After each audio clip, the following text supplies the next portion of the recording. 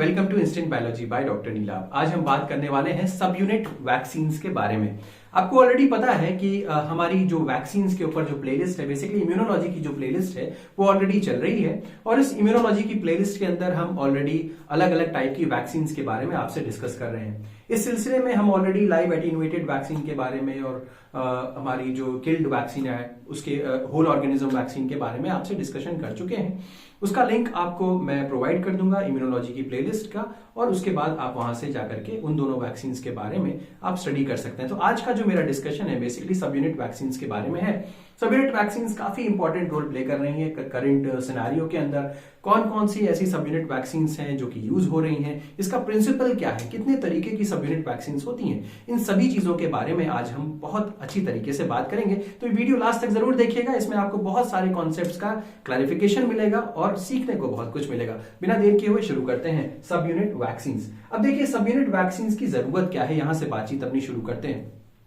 आपको जानकारी है कि हम ऑलरेडी सबसे अच्छी वैक्सीन जो मैंने आपको बताई थी कि हम लोग जो है वो लाइव जो ऑर्गेनिज्म है उसको देते हैं, और लाइव ऑर्गेनिज्म को इस तरीके से दिया जाता है कि वो एटीन्यूएटेड फॉर्म में रहता है, और वो सबसे अच्छी टाइप की वैक्सीन होती है क्योंकि उसमें जो है वो लॉन्ग टर्म हमें इम्यूनिटी प्रोवाइड होती है, लॉन्ग टर्म इम्यूनाइज्ड आदमी रहता है और उसको बेसिकली वो बीमारी काफी लंबे समय तक होती नहीं है।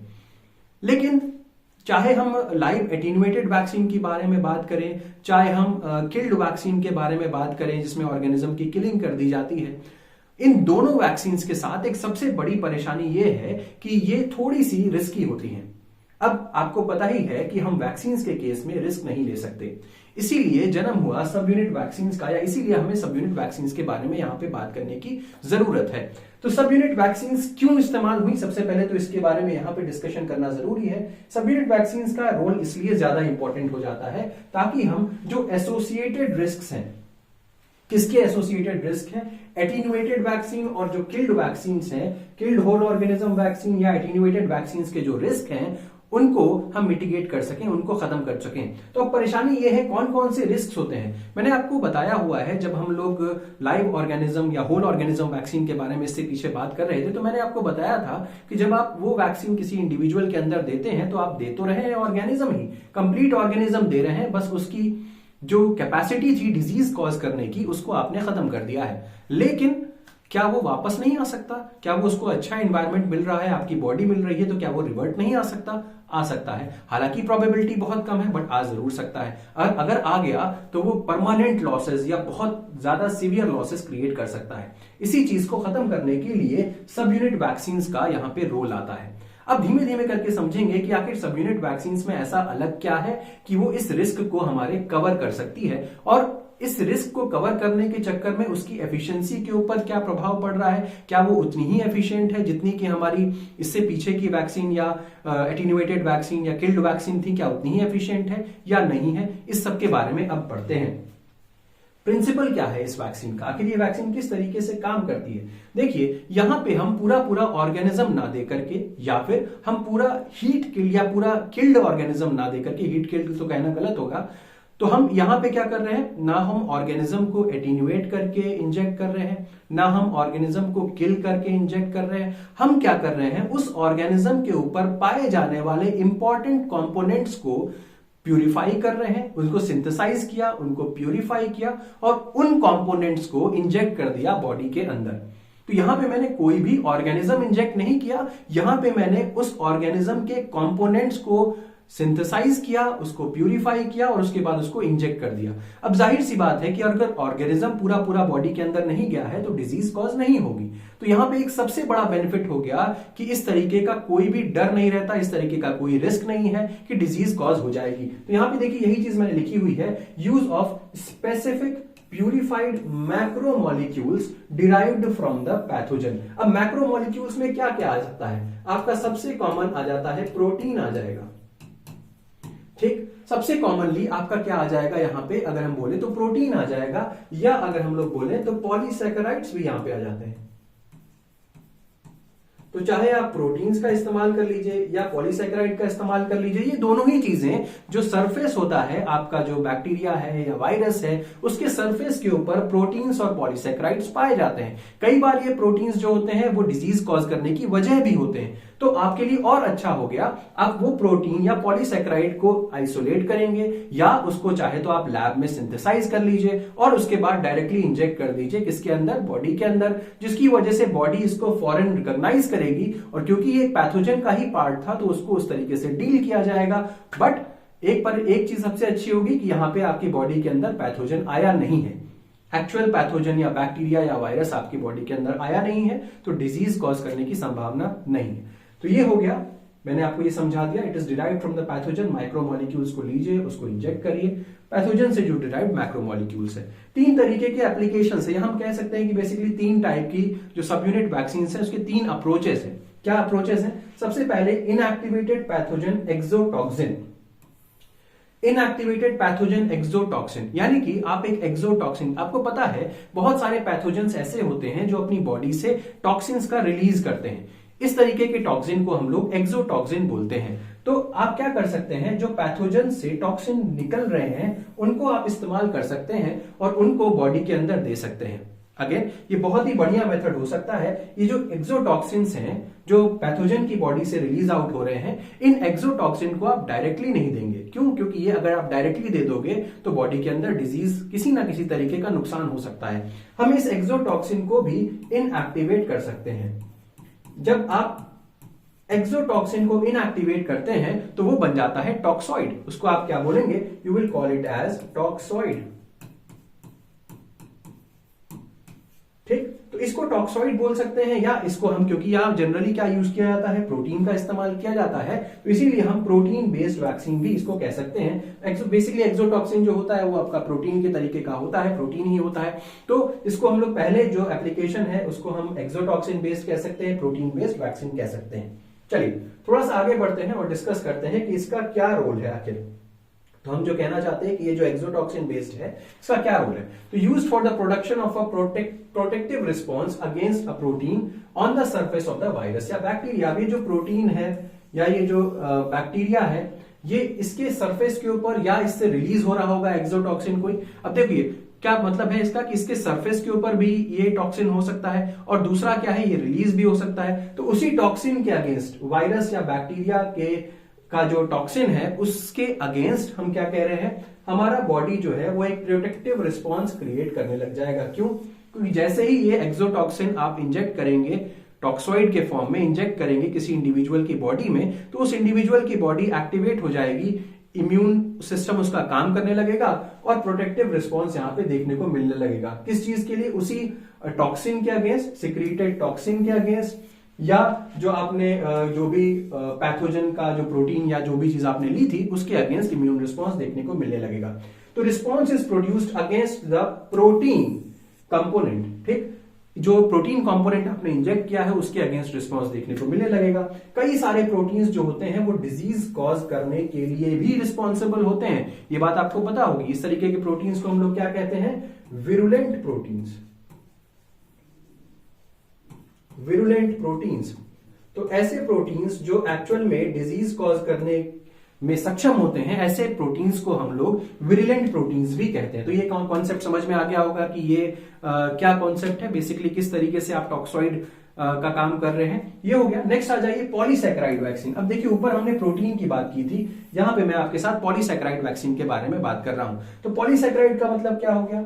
अगेंस्ट पैथोजेनिक बैक्टीरिया, ये उन पैथोजेनिक बैक्टीरिया के अगेंस्ट ज्यादा कारगर है जिनके बॉडी के ऊपर या जिनके सरफेस के ऊपर एक लेयर होती है शुगर की। सर ये शुगर की बात कहां से आ गई? बेसिकली ये पॉलीसैकेराइड है ना, तो पॉलीसैकेराइड का मतलब क्या हो गया? ये एक तरीके की शुगर है। शुगर तो अब बहुत सारे तरीके की हो सकती है ना, तो उसमें पॉलीसैकेराइड वैक्सीन आ जा रही है क्योंकि इनके सरफेस के ऊपर एक कैप्सूल पाया जाता है। ऐसे बैक्टीरिया के सरफेस के ऊपर एक कैप्सूल पाया जाता है और ये कैप्सूल पॉलीसैकेराइड का बना हुआ होता है, तो इसलिए हम इसको क्या कह रहे हैं? Polysaccharide vaccine. तो ठीक है, यहां पे समझ में आया। तो हमारी बॉडी जो है, जब आप इस तरीके के पॉलीसैकेराइड को बॉडी के अंदर इंजेक्ट करते हो तो protective response against the surface of the bacteria. अब क्योंकि बैक्टीरिया के सरफेस के ऊपर ये कैप्सूल है, बैक्टीरिया के सरफेस के ऊपर ये पॉलीसैकेराइड है, तो इसके अगेंस्ट हमारी बॉडी एक प्रोटेक्टिव रिस्पॉन्स क्रिएट कर लेती है और ये बैक्टीरिया या पैथोजन हमको डिजीज कॉज नहीं कर पाता। तो पहला प्रोटीन बेस देखा, दूसरा पॉलीसैकेराइड बेस देखा। नेक्स्ट बात करते हैं, मैं यहां पे आपको एक डायग्रामेटिक रिप्रेजेंटेशन से भी समझाना चाहता हूं कि मैं क्या कह रहा हूं। अब आप देख सकते हैं कि अगर हम बैक्टीरियल सेल की एनाटॉमी देखें तो बैक्टीरियल सेल की एनाटॉमी में यहां पे आप देख सकते हैं कैप्सूल। जरूरी नहीं है कि हर बैक्टीरिया के ऊपर हो, लेकिन जिनके ऊपर है तो वो कैप्सूल है और आप देख सकते हैं ये किस तरीके का बना होगा, ये पॉलीसैकेराइड का बना हुआ होगा। क्या ये कैप्सूल जो होता है वो आपके वायरसेस के ऊपर भी पाया जाता है? अब देखिए यहां पे अगर हम देखें तो वायरसेस के ऊपर अगर हम देखें तो ये प्रोटीन्स जरूर पाए जाते हैं और ये कैसे प्रोटीन्स हैं? ग्लाइकोप्रोटीन्स हैं। ठीक, जैसे कि अगर हम बताएं सीएमवी वायरस के बारे में, यहाँ पे कॉलीफ्लावर मोजाइक वायरस के बारे में अगर देखें तो यहाँ पे ये ग्लाइकोप्रोटीन्स पाए जा रहे हैं। दैट मींस ऐसे प्रोटीन्स जो किसी कार्बोहाइड्रेट मोइटी से जुड़े हुए होंगे। तो इस तरीके के भी आपके स्ट्रक्चर के ऊपर पाए जा रहे हैं। चाहे आप वायरस देखें, चाहे आप बैक्टीरिया देखें, तो इसका इस्तेमाल किया जा सकता है। इस तरीके के प्रोटीन्स या इस तरीके के पॉलीसैकेराइड्स का इस्तेमाल करके आप बॉडी के अंदर इंजेक्ट कर सकते हो, जिसकी मदद से आपकी बॉडी एक प्रोटेक्टिव लेयर फॉर्म कर लेगी।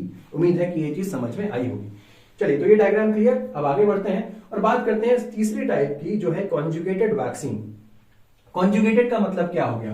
Have polysaccharide components but sugar conjugated to a protein. तो बेसिकली जैसे आपने अभी अभी इसके पीछे देखा था, वायरसेस के केस में ग्लाइकोप्रोटीन्स पाए जाते हैं। अपार्ट फ्रॉम दैट बहुत सारे ऐसे ऑर्गेनिजम्स हैं हमारी बॉडी के अंदर भी, अगर आप देखें तो जो प्रोटीन, जो शुगर है प्लाज्मा मेम्ब्रेन के ऊपर, जो शुगर है वो कभी भी डायरेक्टली नहीं पाई जाती। शुगर हमेशा ग्लाइकोप्रोटीन या ग्लाइकोलिपिड के फॉर्म में ही पाई जाती है। इसी चीज का हम फायदा उठा सकते हैं, क्योंकि शुगर ज्यादातर केसेस में आपके प्रोटीन के साथ या लिपिड के साथ लिंक्ड पाई जाएगी किसी भी ऑर्गेनिज्म के अंदर। तो कॉन्जुगेटेड वैक्सीन किस चीज का इस्तेमाल करती है?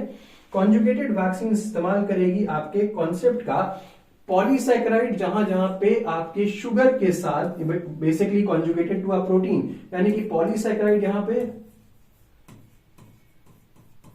को कॉन्जुगेट कर दिया जाता है। किसके साथ? प्रोटीन के साथ, यानी कि इन दोनों को साथ में मिला करके, इन दोनों को साथ में कॉन्जुगेट करके दिया जाता है। इसको इंजेक्ट कर दिया जाएगा किसके अंदर? ऑर्गेनिज्म के अंदर, या जिसके जो भी पेशेंट है उसके अंदर। पेशेंट तो कहना गलत होगा, क्योंकि पेशेंट तो बीमारी होने के बाद आप वैक्सीन का इस्तेमाल नहीं कर सकते, तो पेशेंट कहना गलत होगा। लेकिन फिर भी आपको मेरा मतलब समझ में आ रहा होगा कि जिस भी इंडिविजुअल को हम वैक्सीनेट करना चाहते हैं उसको, उसके अंदर हम लोग इसको ट्रांसफर कर देते हैं। तो यहां फिलहाल मैं इंडिविजुअल लिख देता हूं। ठीक, तो ये इस केस में आपका एक बेटर रिस्पॉन्स देखने को मिलता है। More memory cells are form. तो जब आप कॉन्जुगेटेड वैक्सीन का इस्तेमाल करते हैं तो आपको बेहतर रिस्पॉन्स देखने को मिलता है। मेमोरी सेल्स भी ज्यादा फॉर्म होते हैं। इसकी वजह से क्या है? मेमोरी सेल्स अगर ज्यादा फॉर्म हो गए तो सेकेंडरी इम्यून रिस्पॉन्स जो है वो बहुत ही जबरदस्त ताबड़तोड़ होगा।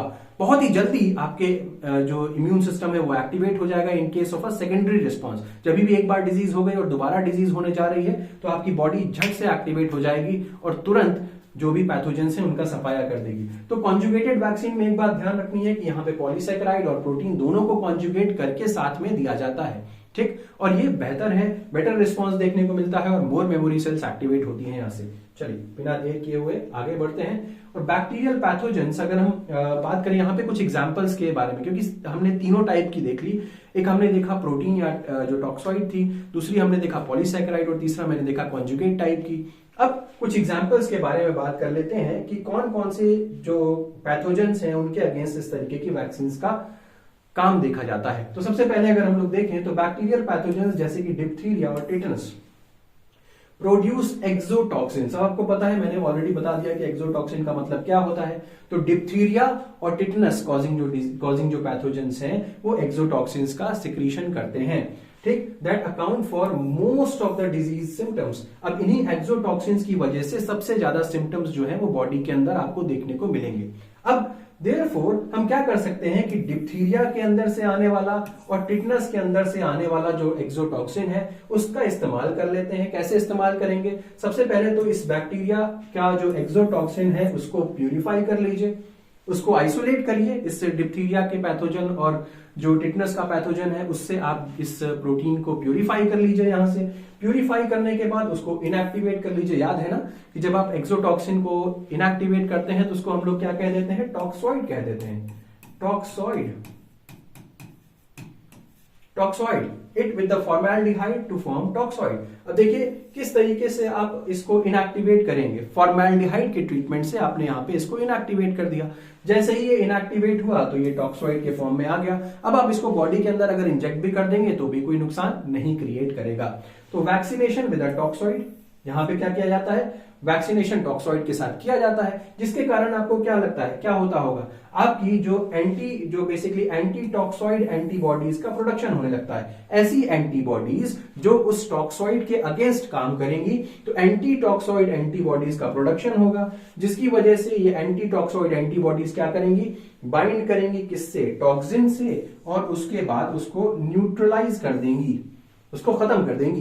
तो इसकी वजह से क्या हो गया, अब आपका एंटीबॉडी का प्रोडक्शन हुआ, एंटीबॉडी जब प्रोड्यूस होगी तो उसको किल कर देगी, लेकिन साथ ही साथ क्या हो गया, आपकी बॉडी को पता चल गया कि यस इस तरीके का कोई एक पैथोजन है, एक वैक्सीन की तरीके से ये काम कर सकती है, ताकि अगर आगे चल करके ये पैथोजन ही आपकी बॉडी के अंदर आके इंफेक्शन कॉज करता है तो उसको ढंग से डील किया जा सके। ठीक, तो उम्मीद है कि ये आपको समझ में आ गया होगा। नेक्स्ट थोड़ा सा आगे बात करते हैं।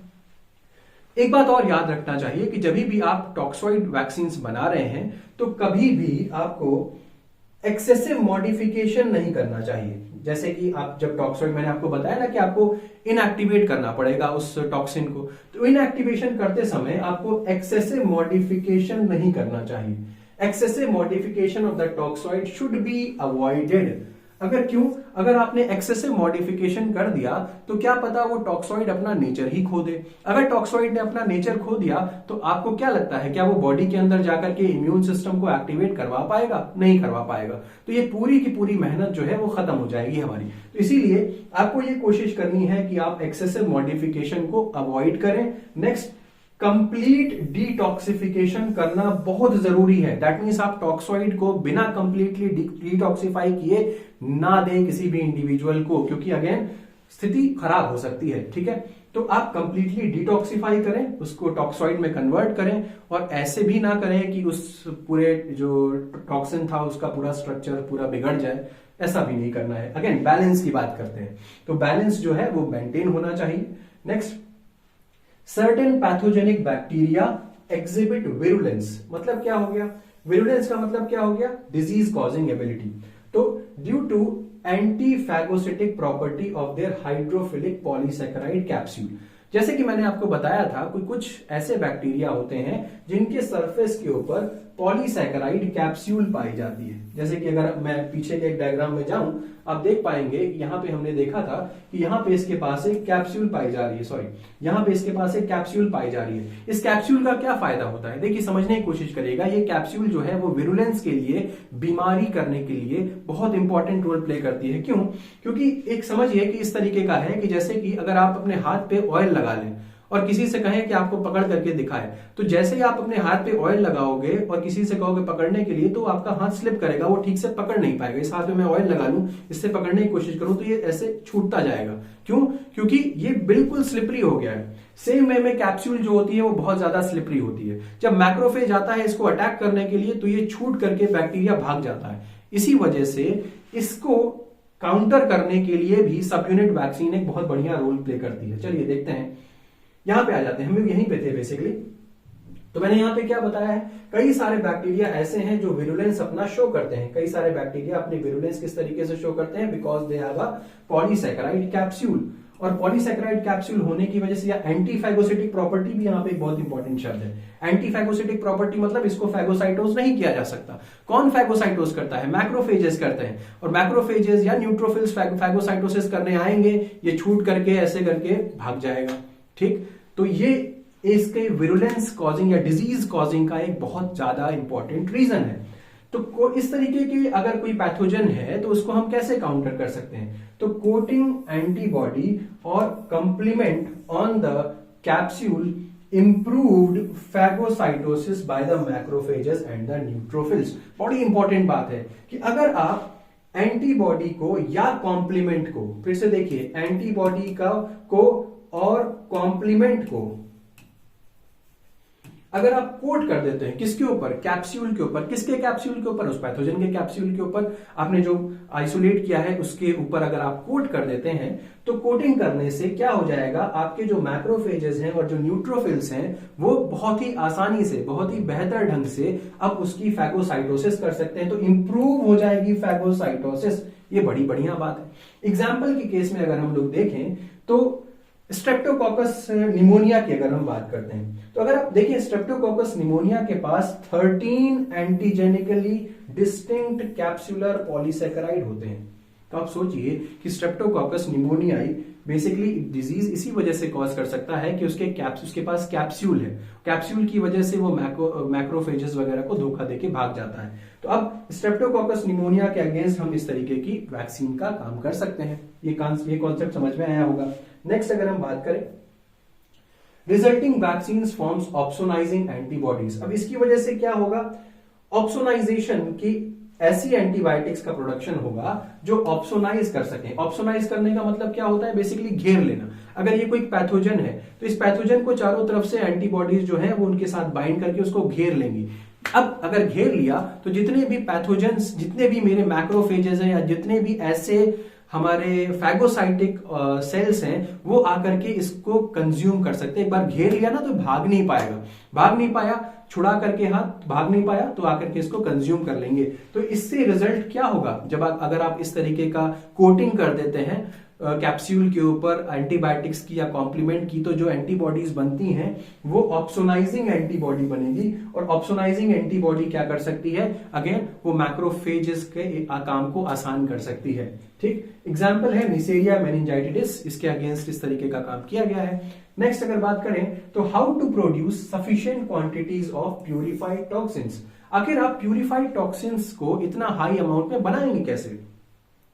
भाई अल्टीमेटली हमको, अगर हम एक्सोटॉक्सिन्स के ऊपर काम कर रहे हैं या सब यूनिट वैक्सीन ऐसे बना रहे हैं जो प्रोटीन के अगेंस्ट काम कर रही होगी, तो हमारे पास इस तरीके का कुछ तरीका होना चाहिए कि हम टॉक्सिन्स को ज्यादा से ज्यादा अमाउंट में बना सकें। क्योंकि किसी एक आदमी को तो ड्रग देनी नहीं है, ड्रग तो या वैक्सीन तो बहुत सारे लोगों को देनी है। तो क्या तरीका है कि हम टॉक्सोइड्स को अधिक से अधिक क्वांटिटी में या टॉक्सिन्स को अधिक से अधिक क्वांटिटी में बना सकते हैं। तो यहां पे कॉन्सेप्ट आ जाता है रिकॉम्बिनेशन का। किसका कॉन्सेप्ट, रिकॉम्बिनेशन का या रिकॉम्बिनेंट। आपको पता है आरडीटी का यहां पे इस्तेमाल आ जाता है, रिकॉम्बिनेंट डीएनए टेक्नोलॉजी का यहां पे इस्तेमाल आ जाता है। किस तरीके से रिकॉम्बिनेंट डीएनए टेक्नोलॉजी का, आप क्या करते हैं, cloning the exotoxin gene from the pathogenic organism into easily cultured cells. अब देखिए क्या करते हैं, तो यहां पे जो एक्सोटॉक्सिन जीन है, समझने की कोशिश करिएगा, कोई एक पैथोजन है, इस पैथोजन के अंदर क्या होगा, एक जीन होगा। किस चीज का जीन, जो उस एक्सोटॉक्सिन को प्रोड्यूस कर रहा होगा। इस जीन को यहां से निकाला, कट कर लिया। ठीक है, जैसे कि अगर हम यहां से देखें, अगर ये मेरा एक सेल है, ठीक है, इस सेल के अंदर मान लीजिए जो जीनोम है ये इस तरीके का है। अब इस जीनोम से हमने वो जीन निकाल लिया जो एक्चुअली एक्सोटॉक्सिन बनाने के लिए रिस्पॉन्सिबल है। तो ये जीन जो मेरा है ये क्या बना रहा है, एक्सोटॉक्सिन बना रहा है। अब इस जीन को उठाया मैंने और एक बैक्टीरिया के अंदर मैंने ट्रांसफर कर दिया। ये इजीली कल्चरेबल बैक्टीरिया है, कोई भी सेल है जिसको हम आसानी से कल्चर कर सकते हैं। अब इसके अंदर मैंने इसको ट्रांसफर कर दिया और ये कुछ इस तरीके का अरेंजमेंट है कि यहां से ये जो सेल होगा ये खूब ज्यादा क्वांटिटी में मेरे इस एक्सोटॉक्सिन को प्रोड्यूस करेगा। अब इस एक्सोटॉक्सिन को अगर ये प्रोड्यूस करने लगेगा तो मेरा काम आसान हो गया। इस तरीके के जो प्रोडक्शन है इसको हम लोग क्या बोलते हैं, रिकॉम्बिनेंट एंटीजन वैक्सीन।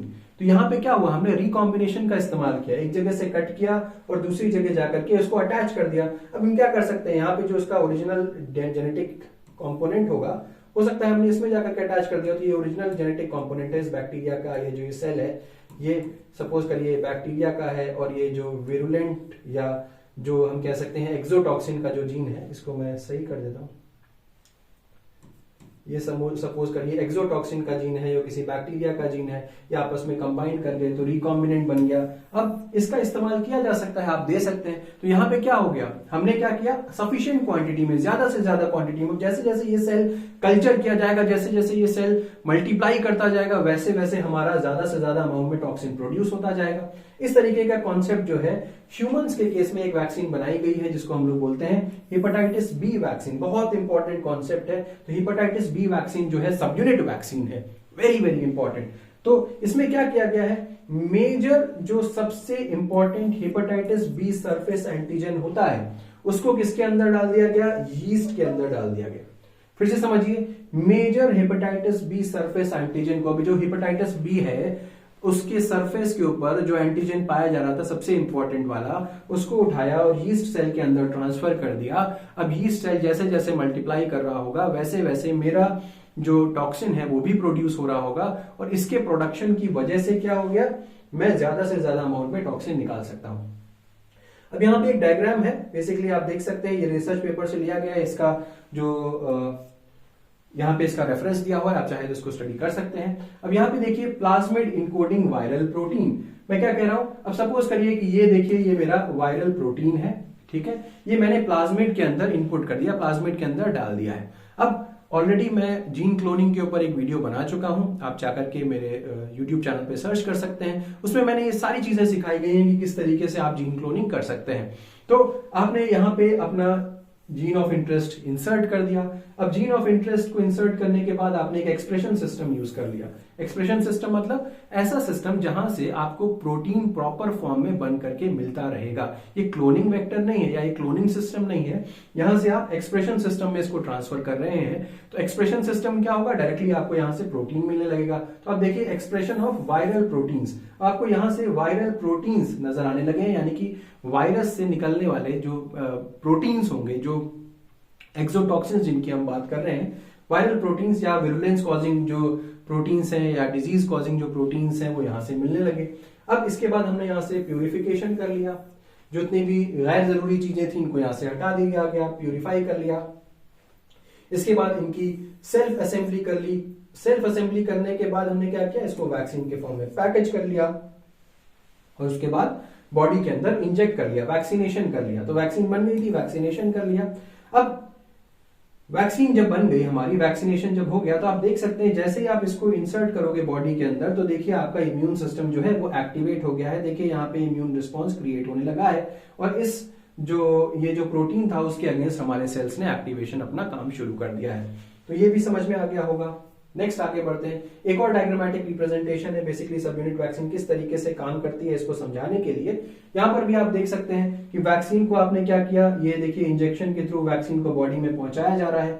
अब यहाँ पे देखिए अगेन आप देख सकते हैं कि ये एडजुवेंट इनहेंसर के साथ जोड़ा गया है ताकि जो भी हमारा प्रोटीन है उसके इफेक्ट को बढ़ाया जा सके।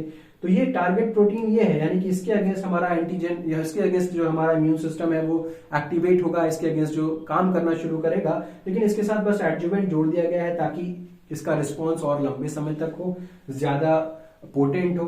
तो अब ये जैसे ही आपके एंटीजन प्रेजेंटिंग सेल के कांटेक्ट में आता है, तुरंत ये जो हमारा प्रोटीन है वो यहाँ पे आ जाता है। इसके मतलब एंटीजन प्रेजेंटिंग सेल इसको इनगल्फ करता है, उसके बाद उसको प्रोसेस करेगा, पहले फिर प्रेजेंट करेगा, और यहाँ पे जो हमारे TH सेल होंगे वो आएंगे और इसके अगेंस्ट रिस्पॉन्स क्रिएट करने में मदद करेंगे। तो साथ ही साथ आप देख सकते हैं vaccine released into the body, protein taken up by the antigen presenting cell, और इम्यून हेल्पर सेल कह सकते हैं या TH सेल के बारे में कह सकते हैं, ये आएंगे और इम्यून रिस्पॉन्स को ट्रिगर कर देंगे। तो इस तरीके की कुछ बात जो है वो सब यूनिट वैक्सीन के साथ है। तो यहाँ पे रिकॉम्बिनेंट पॉलीसैकेराइड और कॉन्जुगेट वैक्सीन ये सबके लिए इस्तेमाल हो रहा है यही तकनीक।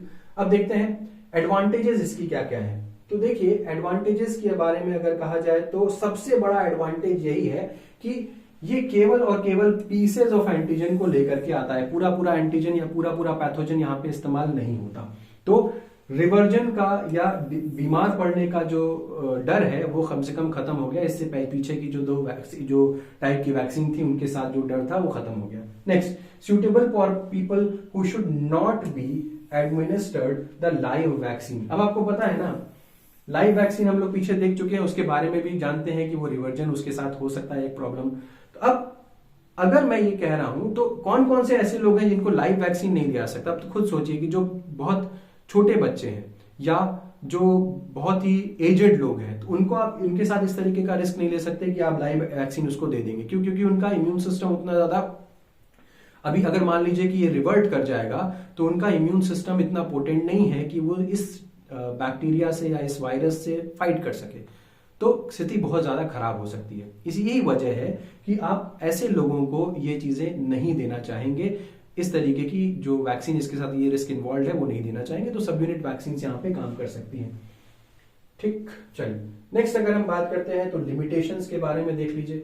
तो in case of polysaccharide vaccine, देखिए इसके साथ कुछ लिमिटेशंस हैं, सब यूनिट वैक्सीन के साथ कुछ लिमिटेशन है। देखिए पॉलीसैकेराइड वैक्सीन का अगर आप इस्तेमाल कर रहे हैं तो inability to activate TH cell, अगर पॉलीसैकेराइड वैक्सीन ले लेंगे तो वो टीएच सेल को एक्टिवेट नहीं कर पाएगा। हाँ, बी सेल को एक्टिवेट करता है और वो भी थाइमस इंडिपेंडेंट मैनर में करता है।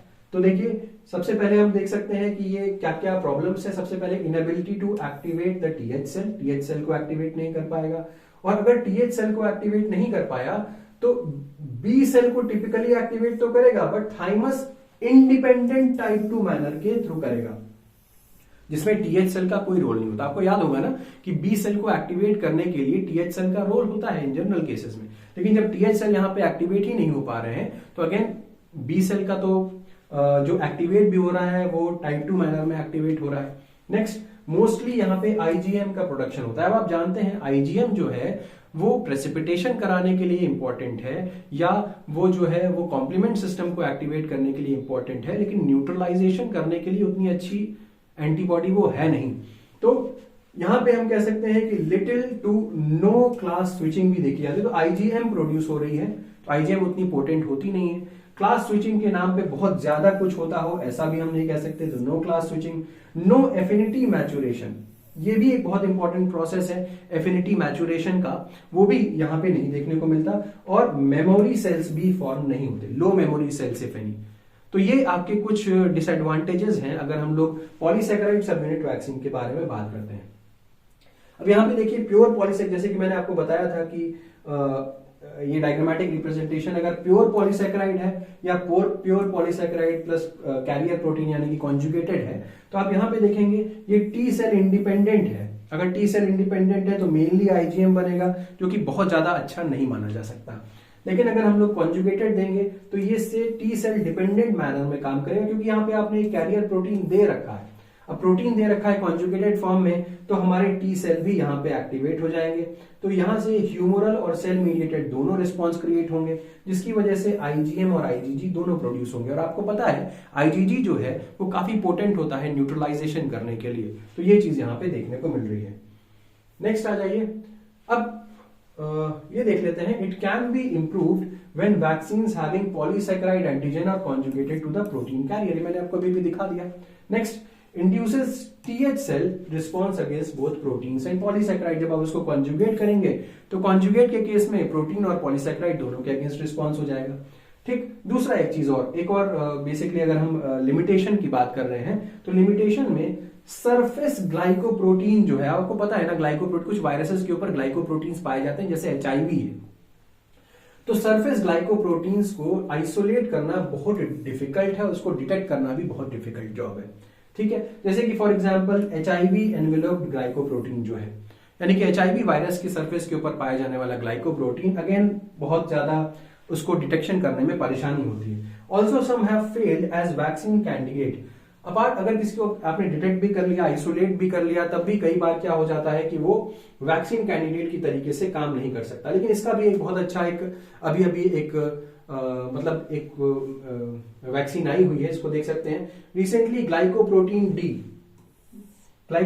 D from HSV2 herpes simplex virus 2 की बात की जा रही, इज अ प्रॉमिसिंग कैंडिडेट। तो यहाँ पे एक ग्लाइकोप्रोटीन डी को आइसोलेट किया गया है HSV2 से, और ये एक काफी प्रॉमिसिंग कैंडिडेट है ऐसा कहा जा रहा है एज अ सब यूनिट वैक्सीन। तो उम्मीद है कि ये कॉन्सेप्ट भी आपको समझ में आया होगा। अब बात करते हैं कि कौन कौन से डिजीजेस हैं जिनके अगेंस्ट सब यूनिट वैक्सीन के ऊपर काम किया गया है या किया जा रहा है। तो हीमोफिलस इन्फ्लुएंजा की बात करें, hepatitis B, human papilloma virus, whooping cough, pneumococcal disease, जैसे कि मैंने अभी स्ट्रेप्टोकोकस निमोनियाई के बारे में आपको बताया ही था, मेनिंजोकोकल डिजीज जैसे निसेरिया मेनिंजाइटिस के बारे में मैंने आपको बताया ही था, और शिंगल्स ये कुछ डिजीजेज हैं जो कि सब यूनिट वैक्सीन सब यूनिट वैक्सीन जो है वो इनके अगेंस्ट काम कर रही हैं। तो उम्मीद है कि ये कॉन्सेप्ट और ये जो टॉपिक है ये आपको समझ में आया होगा और वीडियो भी पसंद आया होगा। अगर वीडियो पसंद आया तो इसे जरूर लाइक करिएगा, चैनल को सब्सक्राइब करना ना भूलिएगा, बेल आइकन को जरूर प्रेस करिएगा और अपने फ्रेंड्स के साथ भी जरूर शेयर करिएगा। Thank you so much and मिलते हैं अगले वीडियो में।